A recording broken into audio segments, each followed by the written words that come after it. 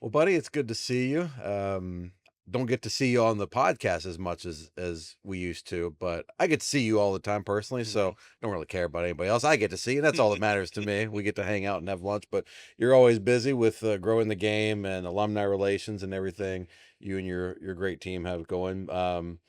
But we had to bring you on this week. A little bit of a solemn time here in Braves country. We Mhm. lost Ted Turner and Bobby Cox within the last week, and obviously you played for Bobby while Ted still owned the team. So Mhm. definitely wanted to get you on just to kind of share your thoughts. I know for me as a fan, I was talking with people. I was talking to my wife the other day. I'm like, "God, I feel like we lost Bobby the other day, and I'm like, I feel like part of my childhood just died, Mm. you know?" And one of the many things I loved about the TV broadcast that went out that night with, Brandon Gaudin and I are about the same age, and the emotion he was showing on the Mhm. broadcast, I even texted him afterward, and I'm like, "Man, you made me kind of feel better about how emotional I was."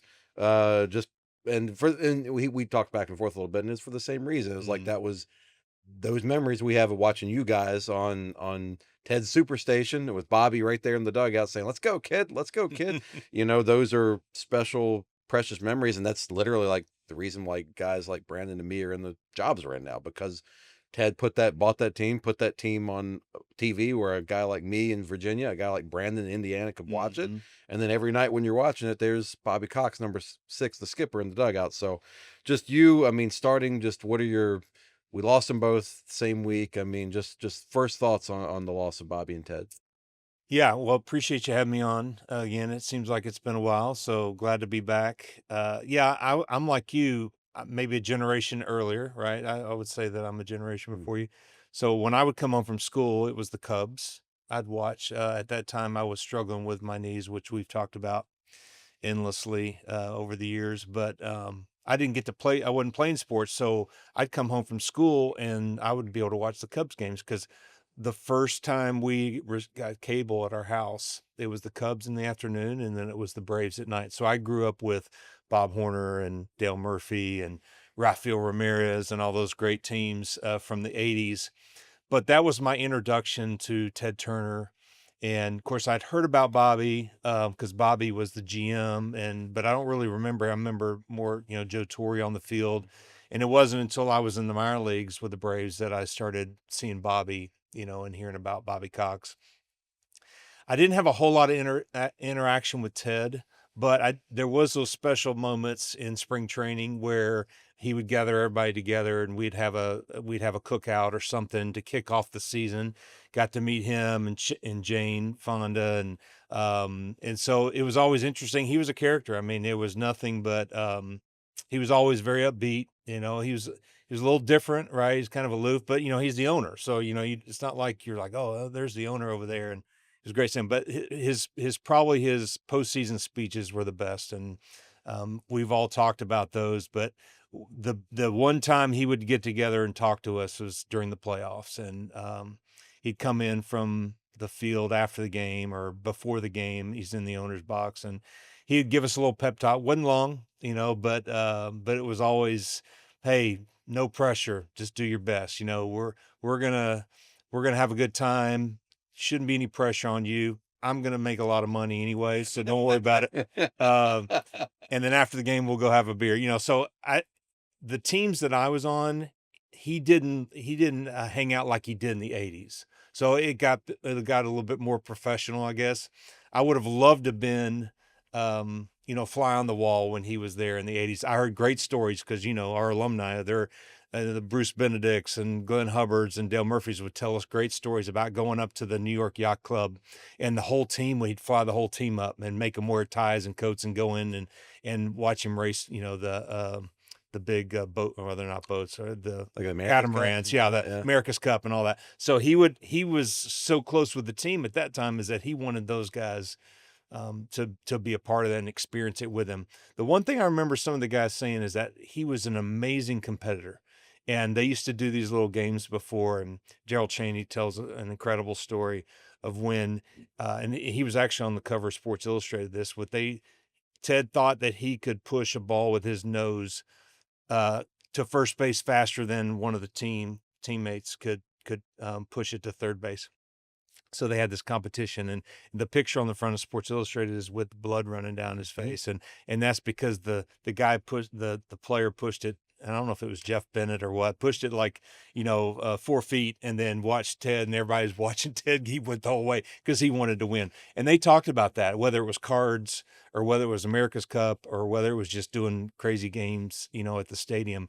He was a fierce competitor, and I remember him talking about that. We talked about Sam Wallace and I, Braves historian, Sam Wallace and I did a show recently on the 1976 Mm, nickname jerseys. mm. And part of that episode was we were talking about some of the fun, kind of zany, wacky things, for lack of a better term, that Ted would do, or promotional. I mean, Ted was, as Sam said, an ideas guy, a Mhm. promo guy, Sure. and so I think Sam said one of the guys that he did the trying to push a ball to first with his nose was actually Tug McGraw Oh, on was the it? other Okay. team. So, no, he probably did it against our guys too. Yeah, yeah, yeah. And so in that episode, I dug up in our team archives. There's a couple of those pictures. That picture Mhm. you're talking about, and we put Yeah. it on the YouTube version of that episode. Go check it out.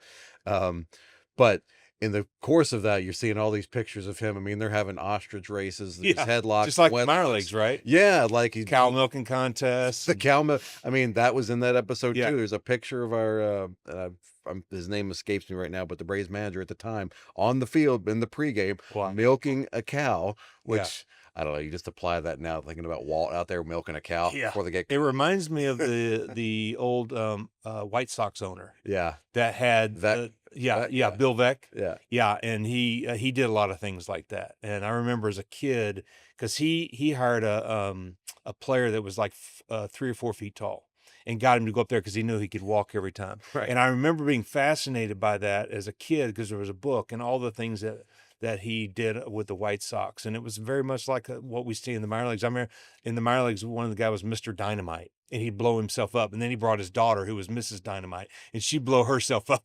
And he'd be staggered off the field. I mean, it just reminded me of that was kind of the atmosphere of the Braves back in the 70s. Yeah. Well, in the serious part of all this, though, with Ted being a promotional guy and ideas Mhm. guy, was yes, he did all these fun things to get people out to the ballpark and get some publicity. Right. But he bought that team to put it on his TV network, so he had good content each day. Sure. And this is before we were probably even using the word content like we do in 2026. But he needed programming for his national network that he had, and so he bought the Braves and very smartly, wisely branded them America's team. I mean, he's a visionary, really, is Mhm. what he was. I mean, the Sure. foresight he had to do that and to put the Braves on where Ricky Mast in Virginia in 1991 could Mhm. watch, Brandon Gaudin in whatever year in Indiana and everywhere else could watch, Javi Lopez in Puerto Rico Yeah. could watch. I mean, the stories here are just endless from people associated with the team and then just fans in Yeah. general. So the foresight and the vision that he had, and the competitiveness, the competitive spirit that you Mhm. touched on there, all of Sure. that just combined to make him such an impactful figure, not just in baseball or the Braves, but just really in American history, I would Mhm. say. Yeah, and I know that Bobby had talked about this as well as John Sherholtz, that when we were in a pennant race and we needed somebody, Ted was always happy. Hey, if you really need them, this is the budget, but if you really need them, let's go get them because he wanted to win just as much as anybody. And I'll forever connect the Andy Griffith Show with the Atlanta Yeah. Braves, and then some movie that comes on afterwards, and those are all just great memories. Like I said, it's part of my childhood too as well. But then being a part of this organization for so long, being able to hear all the collective stories from alumni from the 70s and the 80s, and that's one thing I've really appreciated about all the guys that we have engaged with us from an organizational standpoint is that we can hear different aspects of I don't know what it was like to play in the 70s. I don't know what it was like to play in the 80s, but I know what it was like to play in the 90s. But then hearing those guys tell their stories was pretty amazing. Yeah, there was something I remember being a kid, and I loved the Braves, I loved baseball. I probably as a kid could only name two owners, Mm. and I could name Ted Turner because he was the owner of the Braves, and that was my team. And you love Ted Turner because he always had this smile, and you see him in the stands. He's wearing his sport coat and whatever, but he's also wearing a Braves hat, and That's he's right. like you kind of felt like he was somebody you related to. And the other no owner I could name at the time was Mark Schott, and it was for all the other the opposite reasons that you don't want to know George somebody's name. Steinbrenner, you have to think. Or Steinbrenner, I mean, yeah. there's only a few that really stand out to Yeah. me, and those three are definitely Yeah, for sure. heroes. We like the social media team. We like to bring up we're all big Seinfeld people, and so Steinbrenner, Right. the Steinbrenner clips in there, then Seinfeld are just Yeah, well, I remember Marge Shot. Remember she used to have those big old, what are they, St. Bernards or something? They yeah, had yeah, pictures of her. But I remember her in Cincinnati sitting behind home plate, and of course there was a lot. She might have been smoking a cigarette. I can't remember probably, back in the day, but yeah, yeah, Steinbrenner's obviously classic, and Ted didn't do a lot of speaking like Steinbrenner did, yeah. but he was certainly, I would agree. I think visionary is a great term for it. Competitor, and I mean, of course, we all wouldn't be here without the things that Ted did, as well as Bobby. Bobby wouldn't have been the manager he was if Ted hadn't brought him on board. One thing I will say about Bobby and John Schuerholz is that when I was a minor league player and I had a really good year in 1992. And well, about half of 91 is kind of when I started, but in 92, end up being able to go to Puerto Rico. They invited me to spring training. Didn't have to. I was a non-roster guy, just an invitee. I don't know if it was just a thank you for the season I had, or if they really, somebody in the organization, whether it was Paul Snyder, Roy Clark, or whoever it was that had tracked my career, if they said, hey, you need to bring this guy to camp. But, we had just come off 2 World Series, 91, 92. But Bobby and John brought me to camp, and that was my first interaction with Bobby Cox and Leo Mazzoni and the great staff that we had. Of course, Bobby was always wearing spikes, which I thought was odd. And you talking about click clack. I mean, this all everywhere. There was concrete everywhere, so you always heard spikes going on. And I'll never forget being a rookie. I wasn't the only rookie. Maybe I was the only rookie in camp. I can't remember. Certainly the only rookie on the team. But I got to pitch the very first game in 1993 in spring training. That was against the University of Georgia. So I pitched 1 inning, and I remember Bobby just being encouraging afterwards. Say, hey, he'd say, "Great job," or, "Way to go, Mac," or whatever. Like he always called you the first few initials of your last name, and then I proceeded to go on every road trip because you never knew if the starter was going to make it to the allotted 3 or 4 innings. And so the very first game I went to was against the New York Mets. And they had Howard Johnson and Bobby Bonilla and Darryl Strawberry and, just some the really, really good players like that. That's some guys that could hit. Yeah, Yeah. good teams especially from that 86 team. They were still around. And Jesse Roscoe was there. So Steve Avery didn't make it very far. So, of course, being the youngest guy out there, I was the first guy in. So they put me out there to pitch. And I remember doing pretty well. I struck out 2 out of 3 guys and came back in. And Bobby's like, hey, good job. He slaps me on the back and way to go, Mac, and then the next road trip came along and we were playing the Yankees. And the first guy up was Don Mattingly. And then he dribbled the ball to me, got him out, then struck out Wade Boggs. And then I faced Bernie Williams and came off the field, 3 up, 3 down. And Bobby's like, hey, way to go. Good job, Max. Slapped me on the back. And so that just kept happening. And so I just found myself in more and more games. But, that's one thing. Pitching in spring training, a lot of guys get to pitch in spring training. I mean, they pull guys up from the minor leagues, or there's 10 or 12 guys trying to make the team. But I never imagined that they would take a chance and put me on the team. I mean, there was literally only 2 spots open, 2, 3 spots open on the whole team. And so for Bobby to call me in his office afterwards and tell me that I made the team, and for John to, you know, believe in me was really changed my whole life. I mean, I wouldn't be here. We wouldn't have the alumni program. We wouldn't have, I can't say we wouldn't have it, but there's a good chance that, I wouldn't be living in Atlanta, and, I would have been in who knows where I'd ended up. But I'm so thankful for him for giving me that shot and believing in me, and then go from there and then making me the closer about the All-Star break. I mean, that was he stepped out and did some things that he really didn't have to. I mean, he didn't play it safe. And I don't think he would have had the incredible career that he had if he had always played it safe, if he had gone by the numbers, because clearly he took some risks, which paid off. I mean, the stuff that he did with Smoltz, and there's a number of players that he did that with. I mean, look at what he did for Dale Murphy. I mean, he's the one that put Dale Murphy behind catcher, course, he was either that or sent him down, right? And then moved him to first, and then he saw, well, maybe we can play him in the outfield, and then he becomes a Gold Glover, a Mhm. Braves Hall of Famer, two-time MVP. So just incredible things like that he took a chance, all right, and he saw something that other people didn't see. I've heard a lot since we lost Bobby last weekend. Heard a lot of former players talking about him and the loyalty that comes Mhm. through that they had to him, especially guys that played for him for a long time. The almost intense loyalty they had to him. That Sure. when they when they would lose or they failed something, they felt like they were letting Bobby down. Mhm. Um, and you hear the term players manager, players coach in sports all the time, but I feel like Bobby is the epitome of what I assume a player's manager is. How did he how did he inspire that loyalty? Or what does that even mean to be a player's manager? I mean, how did he I mean, there's some of those guys, Andrew was one, a couple of guys who've Mhm. talked about him, they said he was my second father. Right.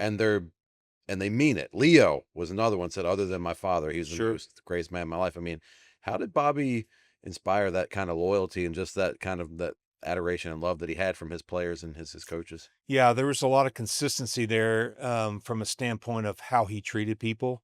He didn't expect much other than just do your job, act like a human being, respect the people around you. But he lived that out. And I'll give you an example. So I played for some other managers that would say that, but the first chance they got to throw you under the bus and not take any responsibility, they would do it. Whereas you never heard Bobby, because we had a chance to talk to the media every day. I mean, for me, maybe it wasn't every day because I didn't, but I pitched a lot. And so if you pitched well, they may get a quote from you, but if you pitched poorly, they were always coming to you, right? Because if I gave up a game that Maddox should have won, they were you guaranteed that they were in front of my locker. So Bobby, being the manager, talked to them before the game. He talked to them after the game, and and I wasn't there. I didn't watch the kind of access that we have nowadays with social media, but that they were asking them, "Well, why did you put McMichael in there? He's been struggling," or "Why did you put Bedrosian in there?" Or what was wrong with McMichael on that one? Or he could have taken a lot of credit, and he also could have thrown you under the bus. Managers did that, right? Because you ultimately, if you're not secure in who you are, then you're going to do that. But see, he never did that. He always gave you the benefit of the doubt unless you proved yourself untrustworthy, right? And then you didn't stick around. You were gone. But if you were a valid team member and you did your job and you played hard and you gave it your best, and then he treated you that way, and he never ever threw the blame on you.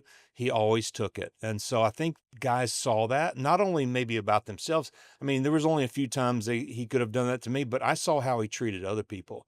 And so therefore that's how you want your father to be, is always have your back and then try to put you in the best situations to succeed. And you just always felt like that about him. And you felt like that you could be honest with him and open, and go in there and talk to him. But yet you also understood there was a fear factor of respect, right? And so with that in mind, and you saw this consistency played out, and you saw success, you had nothing but positive feelings about him and his coaching staff. I was reading Mark Bowman put out a little article or column the other day, just sharing some of his favorite memories of Mm. Bobby because, of course, Bowman's first 10 years as a beat writer, he was with Sure. Bobby every day, Hmm. and I just know from knowing Bo over the years just how much reverence he had for Bobby and how much he appreciated how Bobby dealt with the guys in the media Hmm. each day, and that when every now and then Bobby would kind of to cover a guy's back or something, would almost put a little bit of the blame on them, like occasionally on the media, saying, "Oh, they're blowing this out of Yeah. proportion." But Bo always said he understood it. Like he was Right. like, "That's fine." He understood what Bobby was doing, and they weren't taking offense to it. I loved Bo put this one little tidbit in there about one spring training, a guy player, he's an outfielder, I believe. I know his name, but I'll let y'all read it. You can read it without calling him out here. But outfielder new to the team comes in, Bowman or Bobby happened to be talking to Bowman and some of the writers, and this outfielder happens to come walking by, and Bobby says, "Hey, man, just want to let you know I've been watching video of your swing. It looks great. Can't wait to see you out there. Let's have a great spring, whatever." Um, Guy says, "Thanks," and heads on out to the field. And Bobby turns and looks at the beat reporters and goes, all right, who was that again?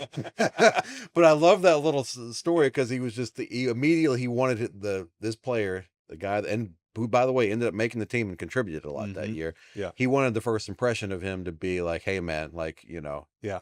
I got your back. I'm excited for you to be here. We're excited to have you, that kind Yeah. of thing." And I thought that was a fun little anecdote of like the kind of guy, kind of manager he was. So, Yeah, I can see that, and I probably never viewed him as a father figure, more of a grandfather figure, mhm. because my grandfather was very didn't have a lot of words, but you knew he was always excited to see you, and he always knew more than he was saying, right? Yeah. He could see through some things, but you knew he cared about you and he wanted the best for you. So I kind of viewed him that way, and I know that. Um, he worked hard. I mean, he worked hard because he wanted this team to win. He was all in on the Braves. He was all in on the teams that he put together, and and we responded. I mean, there's a number of stories. I mean, think about how we came back on the Giants in 1993 Hmm. to win in 104 games, and there's a lot of stories like that. And I've heard nothing but incredible things from alumni that saying, "Hey, I'd love to come in and celebrate Bobby if we can," and of course, getting the chance to see him at the 30th anniversary last season, and what you saw how everybody responded, the fans and the players Yep. loved seeing him. So it was great that we got to spend that time with him. Yeah. Now that he's passed on, I was grateful to see him in the parade that day in Hmm. particular. We were out there covering it, and to see him and family drive right by us, Hmm. it was Yeah. special then to see it, and even now it's even more special now that he got to be there for that. This is, look, it's just always sad when somebody passes on, but you try to, at least I do, I try to look back at the good things, the good memories, and maybe even things that'll make you laugh. Are there any things or any memories of playing for Bobby or with Ted that come to mind that was just really funny when it happened, Oh gosh. that you can I tell mean, here? now remember, I was in the bullpen, so a lot of things happen in the dugout that I've only heard stories about it. And I mean, to me, the funniest, of course, Bobby's notorious for he was always if I was on the mound, I threw a pitch and I didn't think it was a strike. My dad taught me don't ever show the umpire up, don't show any emotion, just grin and bear it, and get back up on the rubber and try to do something else, right? But some guys were a little bit more, colorful, and they're like, really, like, where was that pitch or something like that. I never did that, but I remember that if you did that as a hitter or if you did that as a pitcher, we had some other guys that maybe were a little bit more emotional. Then Bobby would pick up on that and he would start yelling at the umpire. He couldn't see. Right. And there were no TVs in the dugout. And he would always say, "Hey, where was that pitch?" But he's yelling at the umpire because he saw your reaction or he saw the hitter and he's like, "Hey, that was a strike." And then so I remember the story where Maddox tells where he sends word down. He goes, Bobby walks up the tunnel, and I guess in between innings, and Maddox says, "Hey, Bobby, man, that pitch was right down the middle. I can't believe he blew that call." And he goes, "Really?" He goes, "I thought that was a strike." So the next inning, he goes back down to the dugout and he's just airing out the guy. And Maddox is up there chuckling because he's trying to get Bobby kicked out of the game. And so, sure enough, Bobby gets tossed because of what Maddox lying and saying the ball was right down the chute, right? And that's just kind of that to me. Of course, that's Maddox doing that, but that's funny because Bobby was just that kind of manager, right? Yeah. He didn't really know, but just the fact that you said that the umpire screwed you over on that. He was all about, standing up for you. And I think he always didn't like the umpires anyway. So anytime he could get on them, because I mean, I was out there a couple times and he was reaming those guys. And of course, what was funny is that when he's on, he knows the guy by name, right? Because he's been in the league for 20 years, and they've been having this same yelling match for like, it's like deja vu. These umpires didn't go anywhere for a long time, right? There was just a few umpires and they were only in the National League. Remember, there were no American League umpires in your league, Right. right? Before, it was just, so you were yelling at the same guys every year and having the same disagreements. And there's like, I remember the guy says, "Man, that guy's a jerk. Be sure his name's Balk and Bob. He's gonna call a balk on you just because he wants to see how you react." And sure enough, that's what he does at first thing. And so Bobby's yelling at him like, "You've done that for 4 years now," So it's just that was always kind of comical to me. I wish I got to hear more, but I being in the bullpen and get Yeah. to see much. But yeah, he was just he was funny like that, and just some great. I don't know how they did it, but yeah, he was always on our side no matter what. One of my favorite things. Well, I always loved, especially as the years went on and technology improved, like with broadcasts and microphones and whatnot. And there was always a mic that was right there Yeah. by the dugout, and you'd hear all the cool things of Bobby going, "Let's go, kid." Yeah. But you'd also get to hear a lot of that yelling and stuff, and that was always kind of funny because it's stuff that you're not supposed to hear on Yeah. TV, and you're hearing it. That was Yeah. enjoyable. But I will tell you one of my favorite memories of Bobby. So his last weekend of his last season in 2010 of the regular season. Yeah. I believe it was the Saturday game, so the next to last game, the penultimate game, if you will. Finally got to use that word on this show. Penultimate. That means next to last, I think. Okay. All right. So, anyways, I believe they did like Bobby Cox Day, let's call it, on the next to last regular season game because it was on a Saturday. So my family, and at that time, I wasn't living here, wasn't working for the Braves yet, but we would, at that point in our family history, we would try to come down to Atlanta one weekend every year for some games. And so we decided, all right, that's going to be Bobby's last weekend. We've got tickets early. And so we were there on Saturday for the big ceremony. What they did all the pomp and circumstance, all the speeches on the field beforehand, and they give Bobby a car and a trip to wherever it was. I was there for that. Yeah, so it was awesome, right? That was our first alumni weekend, really. If you Was think it? It was in 2010. Okay, yeah. Well, we were in the Mast families in the stands. So Saturday, I mean, the place is packed. The Ted is packed, and it was awesome. The pregame ceremony is great. And I still need to go back. I've never gone back and watched this. I need to go back and watch it. At some point during the game, of course, then the game starts. At some point during the game, there was a controversial call on the field, and it results in Bobby comes out and is having a discussion, arguing with the umpire, and the stadium just starts chanting, "Bobby, Bobby." And I remember thinking deep down, I'm like, it would be so perfect if Bobby got ejected on Bobby Cox Day. That's right. And I remember thinking, I'm like, I wonder what the umpire is thinking here. Like classic. Like he probably wanted to throw him out, Yeah. but he was like, "Do I throw him out on Bobby Cox Day?"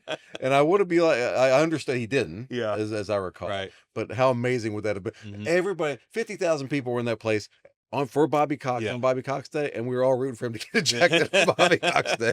So that's awesome. It was perfect that he had to go out there and had to have a disagreement with an umpire. It was perfect. I can't remember if it was Ron Gant or if it was Ryan Klesko, but one of the things that the coaches hated was throwing your helmet. And if Pat Corrales was our first base coach, and if you ran down the first base and you made the last out and you slammed your helmet down, Pat would just kick it to the dugout. He would never pick it up. He's like, you shouldn't be angry enough that you ever disrespect. Just hand me your helmet, right? And TP was kind of the same way when he was first base coach. But one time, I think it was Klesko, he came in the dugout after making one of the outs, and he took his helmet and he threw it. And the dugouts were concrete, right? And that helmet skipped all the way down the dugout and hit Bobby in the ankle. And Bobby proceeded to stomp on that helmet for like 5 minutes with his spikes and shattered it to smithereens. Did anybody tell you this story? No. And shattered it to smithereens.